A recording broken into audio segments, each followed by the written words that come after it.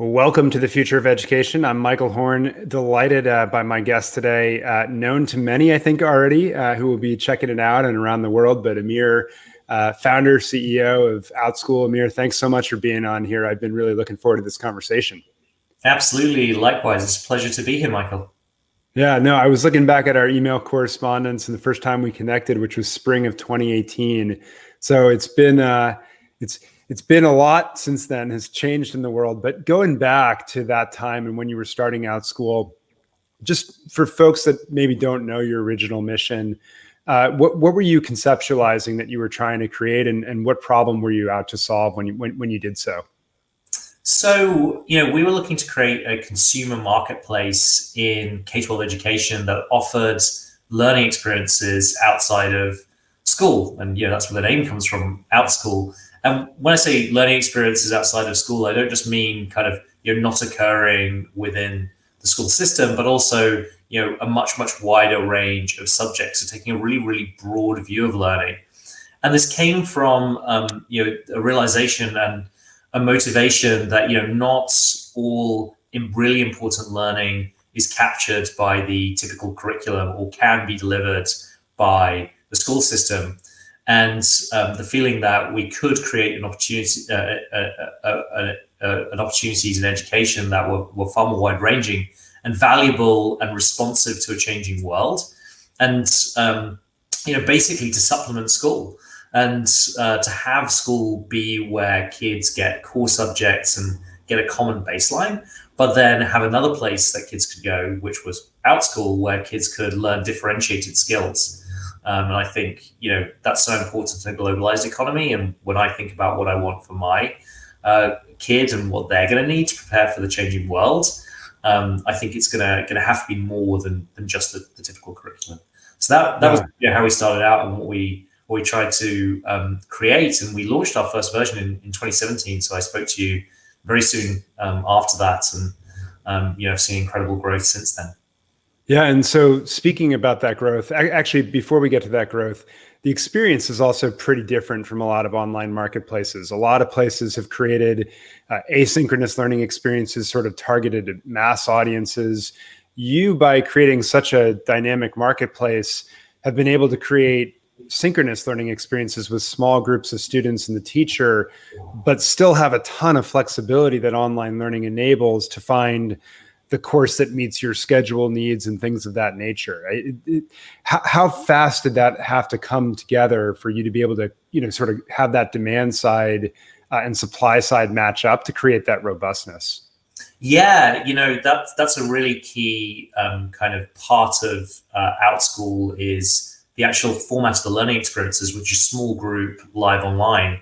So classes meet, video chat, typically 3 to 10 students and a teacher joining from all across the country or the world. And, we came to this format, we discovered it really from our early adopter audience who, as well as doing in-person learning and using online content like Khan Academy and YouTube, Wikipedia, all these great resources out there, they were also meeting online over video.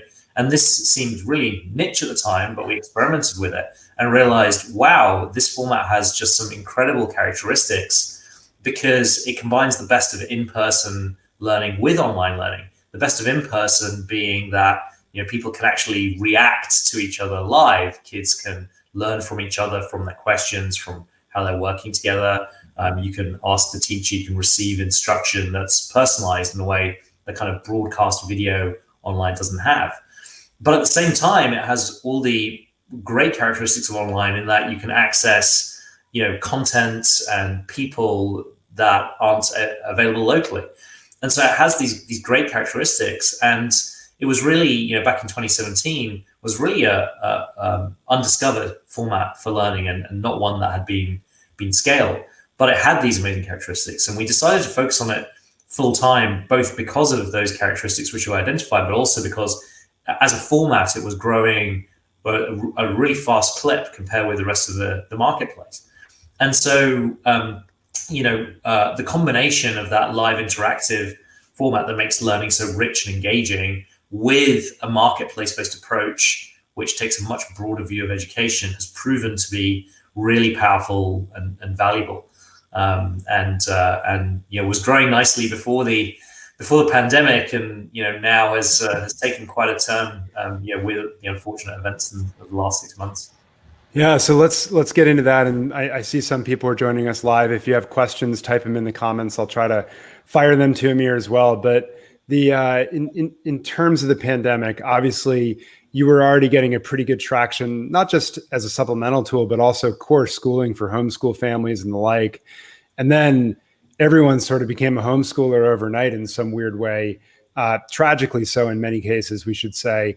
But your usage just exploded. Can you talk about what that's been like the last several months, what the usage of Outschool from a numbers perspective and a use case perspective is really looking like right now? And then I'd love to get into this pandemic pods and stuff like that after that. But let's set the table first.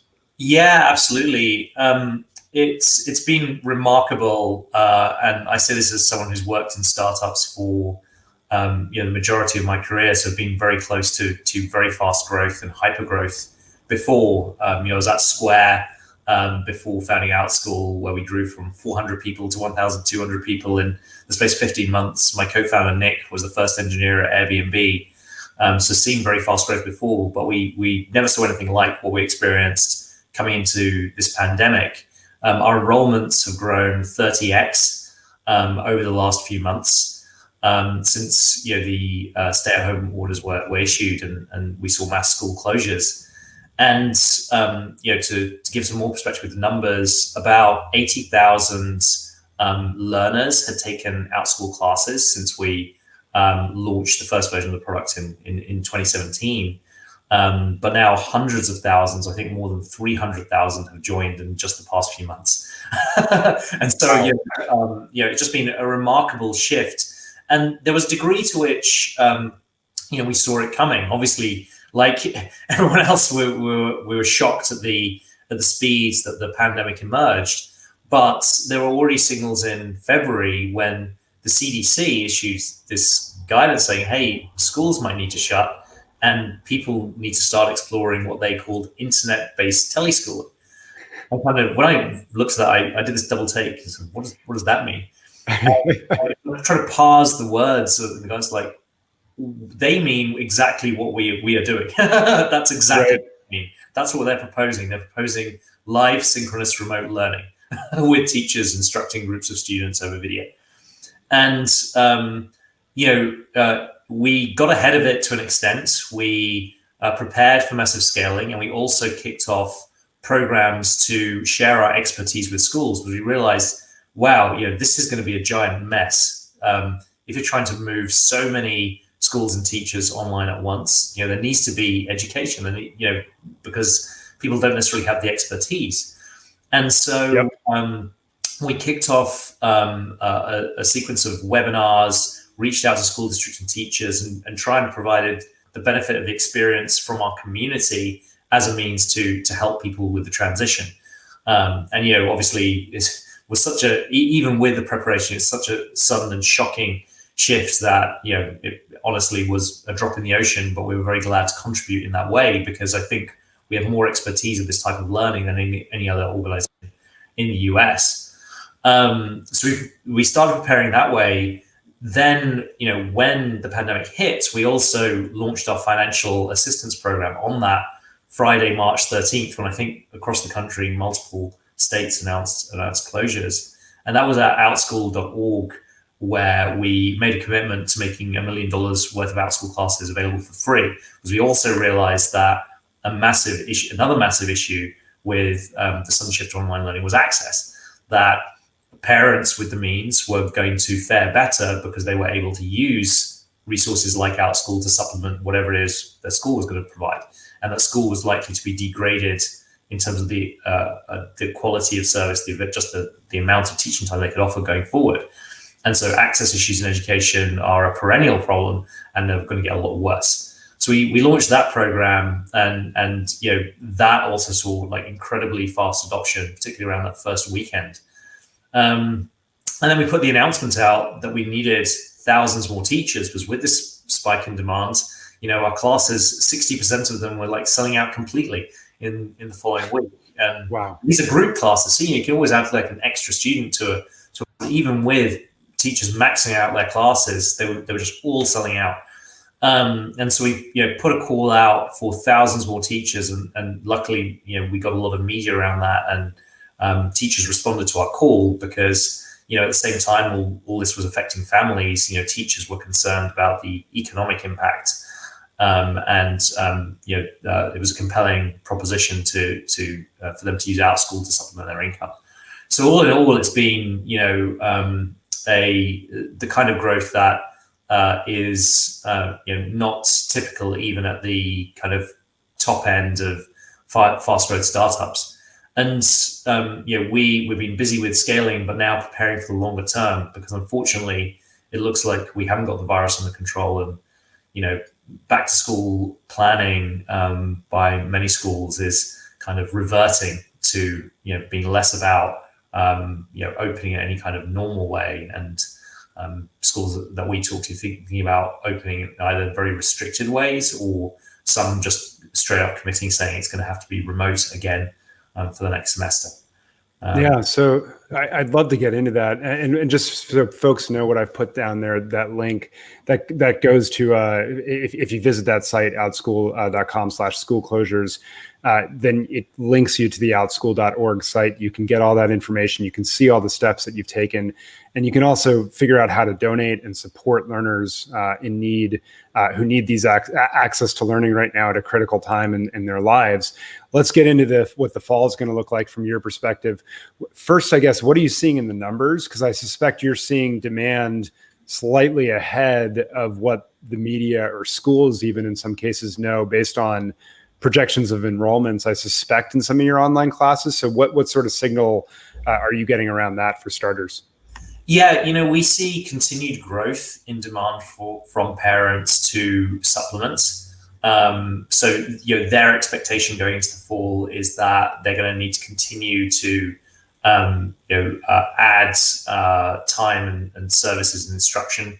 So their expectation is that the school experience is still going to be degraded. And unfortunately, that's a change from the spring, when parents were buying a lot of Outschool classes kind of last minute and short term, because there was this hope that this was just going to be part of the spring semester was going to have to be done in this way. There's going to need to be some support over the summer, but then when it came back time for fall, the school would reopen. Whereas now we're seeing parents realizing that that's not going to be the case. It's not going to go back to normal, and starting to make longer term plans, which includes using Outschool. The other thing we are seeing is that we are growing even faster in states that are moving to aggressively reopen schools. So in some states, we were seeing in Texas, in Florida, Arizona, and Georgia, for example, usage of Outschool increase even faster, which is not what you might expect, if schools were reopening. And I think this reflects, many parents' fears about, even if schools are prepared to reopen in person, many parents fear sending their kids back because of the physical safety, not just to the kids, but to family members that those kids then come into contact with. And so we did a survey, and we found that to be backed up by survey results, that more than 60% of parents we surveyed said they were not comfortable sending their kids back to school until the vaccine was found. And I've heard in other news reports that those kind of numbers are backed up by larger surveys than just in our community. The other interesting results from that survey we conducted, which was answered by more than 1,000 of our community members, was that 40% said they were much more likely to consider homeschooling going forward, which is just an incredible shift, given that pre-pandemic 3% of the US families with school-age kids were homeschooling, about 2 million. And separate survey results had suggested that about 7% of families with school-age kids would like to homeschool if they were able to overcome practical difficulties. So from 3 to 7 to 40 is kind of just a dramatic change in sentiment. And I think clearly a lot of it right now is being driven by concern around what the school system is able to provide, and concern about safety with a pandemic. The thing that's unknown, but it seems hard to imagine there won't be larger scale change in the education system going forward, even after this pandemic is over. Not just from a kind of consumer habits point of view, but I think the forces that this is placing on the system will necessitate innovation and change. I'd love to hear your perspective as well, Michael. If I think about someone who's an expert on innovation and change and and disruption in education, it's you. But we'll go there. We'll go there in a moment. But I want to dig into this question, because I think there's two different views of it, which is, one, the moment people feel comfortable and schools truly reopen, parents are just going to say, thank God that's over, and I'm going to rush back, right? And early research we conducted for Disrupting Class actually showed that sort of the uppermost limit of homeschool families in the US was probably around 10%, which 5.5 million kids, let's call that. And I think it's a real question, though, in this time, what's going to shift there. So I'm curious, like when you think longer term changes and the pressures on the system, which are very real right now, do you think people are just going to rush back, or they're going to say, actually, we just realized we could do all this customization with platforms like Outschool. We could, and we'll get into the pods and the equity issues in a moment. Let's separate that for the moment. But, we could start to really pick and choose communities in different and novel ways. And let's be honest, childcare actually has sort of sucked in K-12 education for a long time. Like, who wants 8 a.m. to 3 p.m. coverage only 5 days a week if you're, both full-time working parents with kids? We'd like more coverage. And so I agree those pressures exist, but I'm actually not sure at all which way that tilts. What's your own view of like what could trigger that, I guess, either way? I think it's hard to imagine, a lot of people not rushing back, to the school system once it's able to reopen safely in physical locations. I think the question is, though, will that look the same as when schools shut down, or would it look significantly different? And my thesis is that it's going to look very different. And so education is going to look different, both from the point of view of parents who continue to adopt alternative options even once the pandemic is done, and that school is going to look very different. And my thinking about why would school look different is a combination of budget constraints combined with new capabilities. And we're already seeing signals of the economic situation affecting school budgets, which means less available teacher instruction time, an increased need to focus that budget and instruction time on the very, very core subjects. And I think people want a little bit more from school than just the very, very core. So then how are schools going to provide it? And how are schools provide all the additional range of services that they need to provide, such as special education services in the face of budget cuts? And so at the same time, schools are going to come out of this having new capabilities. Their staff will be much, much more experienced at using online tools and resources, and as a result, theoretically able to be much more flexible if they can have the bandwidth to actually use that flexibility. And so, I think that combination of pressures could lead to innovation and very productive change. I think a positive vision of the future of school will be hybrid, where schools are both able to provide, in-person community in the way that's like so important, and that core instruction, but are also able to take advantage of remote teaching, bringing in resources and experts from other places where they might not have that expertise locally, in a way that's much more low cost than it would be to maintain a large staff of local teachers. And it also potentially solves access issues. One of the challenges now is that larger schools just have an innate scale advantage, and they can provide a wider range of services because of their scale. So there are already kind of significant differences in the provision of services within the education system for this, and that the playing field can be leveled through a hybrid model. So I see that as the positive vision of the future education coming out of this. Whether it'll play out or not is dependent on a lot of factors. Aside from the school system and the assumption that a bunch of parents are going to rush back to a changed school system, I think there's also going to be cohorts of families that discover through this that actually the alternative options are more attractive to them than they maybe have thought. Some will succeed in forming learning pods that are actually very successful and convert from being stopgap measures into being the default for a subset of families that decide to go that path. Other families are considering micro schools and maybe certain types of local schooling that they might not otherwise have considered. And so I'm hearing about a lot of growth from micro school startups, services that support micro schools. And so again, it's not that parents are necessarily going to wholesale adopt homeschooling for the long term, but there's all these other different variations of that, and that I think will amount to kind of a widespread behavior change, both from the institutions and families. No, that's super helpful. And I think your vision for how schooling could come out of this much more positive is interesting in two ways. Because I think when we wrote Disrupting Class in 2008 and hypothesized some of these things, we were thinking, honestly, some of the basic courses, 60% of high schools don't offer physics in America. And I don't think people sort of grasp that. Then you put your marketplace on top of it, and you look at the wide range of subjects and areas of interest that people can delve into and learn.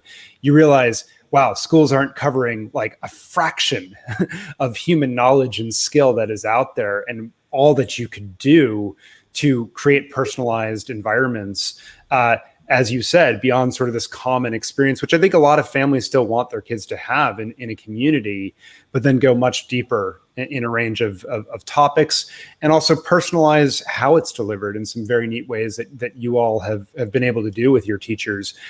I guess I'm curious then to shift into the pod piece of this, because that seems like a very interesting element of personalization and customization. It's sort of, as many have written, it harkens back to the true one room schoolhouse in many ways, and really getting to think about what community do I as a family and my kids want to be a part of, and things of that nature. It's a very live conversation in my household with our twins who are about to turn 6. I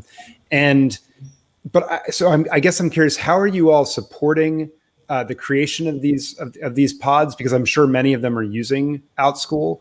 And second, the equity issues again around this and the access that we're reading so much about. This is happening anyway. How are you all supporting a more equitable spread of this, or helping districts to think about it, or what's your role, I guess, in that movement right now? Yeah, we're seeing the same thing that's being talked about, in the news, and that is parents, at scale, making this sudden shift to thinking about, doing education themselves and forming groups. And we see that within our community.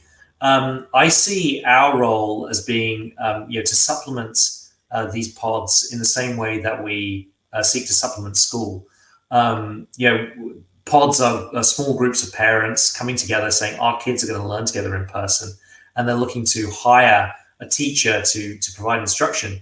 But one teacher for a group of 4 or 5 kids can only do so much. They'll have strengths and expertise in certain subjects, and they won't in others.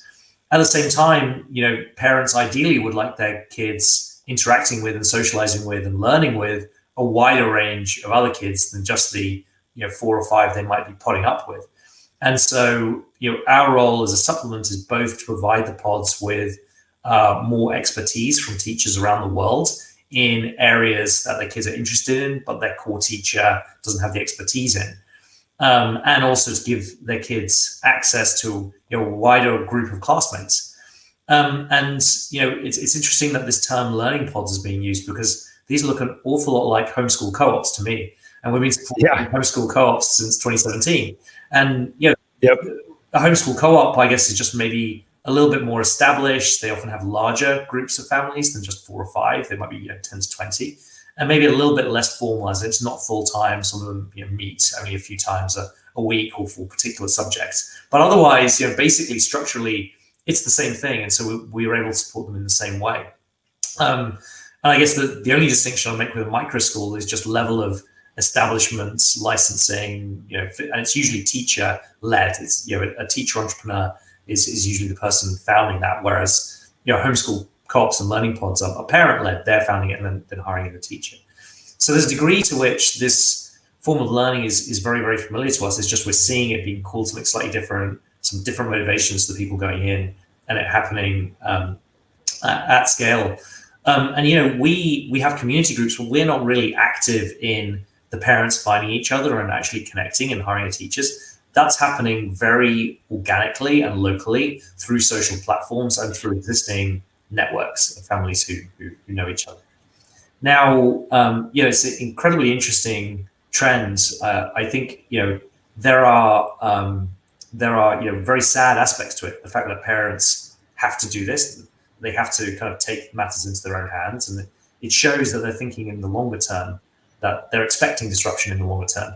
Because that's a good point. If they thought that schools were going to come back in the next month or two, then they might act differently. Yeah, but there's now a lack of belief that we're going to be through this pandemic in that time frame. And I think a lot of desperation, which is driving that behavior, and a lot of anger and frustration with compared with what they had hoped would happen, which is that we would have the virus under control and that schools will be more ready to reopen. So I'm curious. Yeah. Well, I'm curious just to push you, and then we actually have a viewer question in a moment. But in terms of the equity aspect of this, in terms of those with resources are forming these the fastest, it seems, certainly from media reports. A lot of them seem to have some guilt, interestingly enough, about doing it and realizing that they're opting in, if you will, to some privilege. The irony being that they may have already opted into that based on the zip code that they've chosen to live, of course. But I guess the question that I've had is, are there ways to allow districts to draft off of this effort and basically be more flexible to organize heterogeneous groups of families in intentional ways in these pods or out of the classrooms that they group with? Are you seeing any momentum around that? Are you supporting any districts who are thinking about that? Or what's your own take about how we sort of crack that nut? It's a super important issue. I think the closest I've seen to it is the announcement by San Francisco Unified School Districts of forming what they're calling learning centers around the city, and kind of isolating, but certain groups of kids, but they have a small group and a place to go. I think that's very, very promising.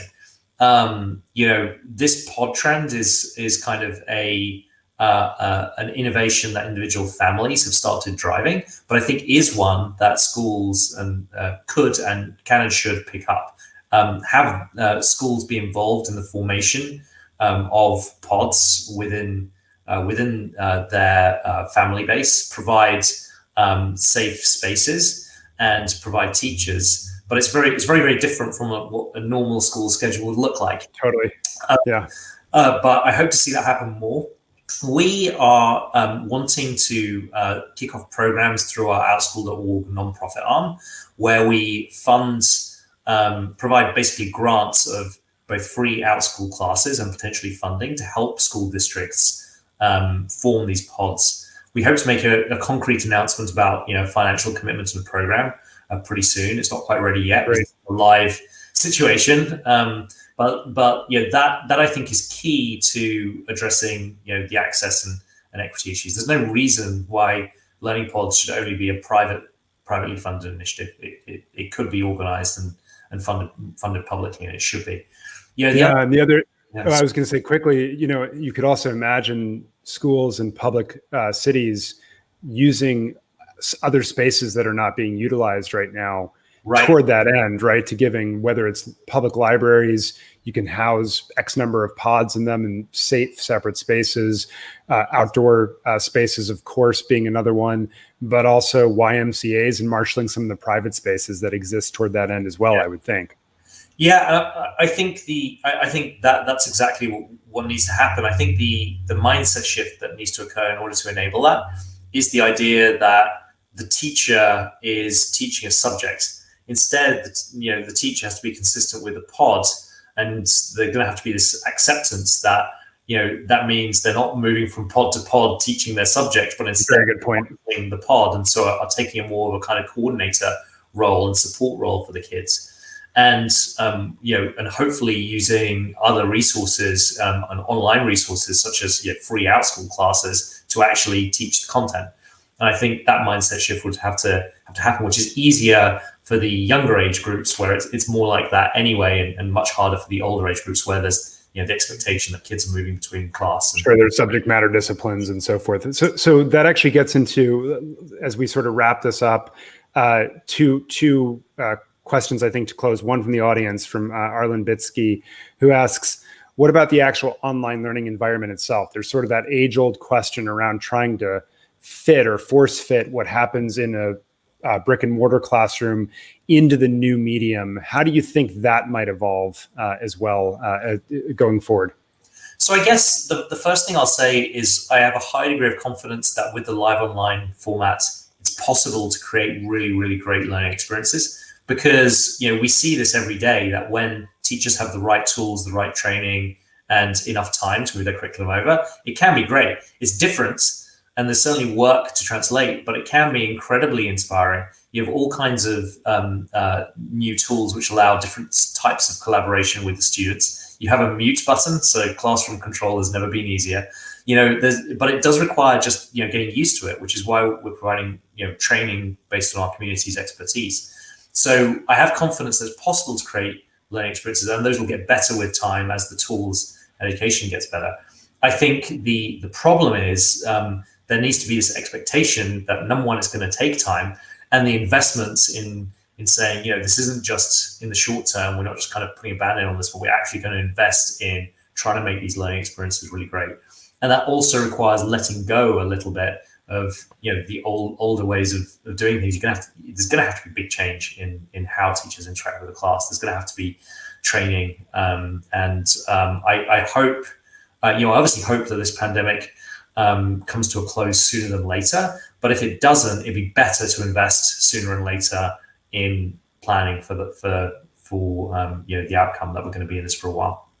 Yeah, that's an excellent point. So as we wrap up, last question for me, let's move to a lighter note than the pandemic conversation. I'm sure this is asking a little bit like you to choose among your favorite children or something like that question. But I suspect people would know, what's one or two classes that you're super excited about personally right now on the platform? I suspect you have some that you're jumping into and learning from and the like. Is there anything hot on your list that you'd say, hey, check it out? I mean, there's just so many, I love our cat classes. We have vets teaching about cat anatomy, everything from hard science to more like pet show and tell. We have a fortnight class where the kids demand homework from the teacher so they can tell their parents. Imagine. Complete fortnight assignment. We have some wonderful classes that really link core learning to fun topics, and the one that springs to mind is actually just one we looked at yesterday, and the class is called Farts, and More Farts. And we watched this class, and when this was proposed, we were obviously a little kind of nervous and skeptical. Yeah. The teacher was very qualified, had a great story, and so we let it go through. And it's now an incredibly popular class, and it's just incredibly inspiring. It's a hilarious topic presented in an energetic way, and it has real science in it. And we watched that class, and the kids were just so engaged, and every single one came out of that with just a much greater love and appreciation of how fun and ridiculous science can be. And and it got to the point where this class became so popular and word was spread around it that it became one of the largest search terms on Outschool for a period. And teachers now more classes around it. So it's just, it's that kind of risk-taking creativity that we allow teachers that helps inspire students. And I wouldn't want to leave you just with that. We have core classes in algebra, the 5-paragraph essay, all the things you might expect. But what really hooks the students and gets them into science, they take the core classes, is those fun topics that link to things they find interesting. Well, you've pointed to an age-old observation that many have known and research has supported, which is when you start with an interesting question or a paradox or something like that attracts people, then it's a lot easier to motivate the rest of the learning through the experience. So, Amir, huge thanks, honestly, for what you have been providing over not just the last several months, but last several years, but in particular, in a really trying time for so many, not just in America, but around the world, for this service to exist has been enormously beneficial to so many and deeply appreciated. I'm putting the website up there again, outschool.com, for folks that are not aware. Check it out. And Amir, thank you again, and best of luck as you keep growing and innovating through this. Yeah, thank you so much. It's been a pleasure to talk, and I've been really inspired by your work on innovation and education. So thank you. Well, you're very kind, and we'll be back next time on the future of education. Take care.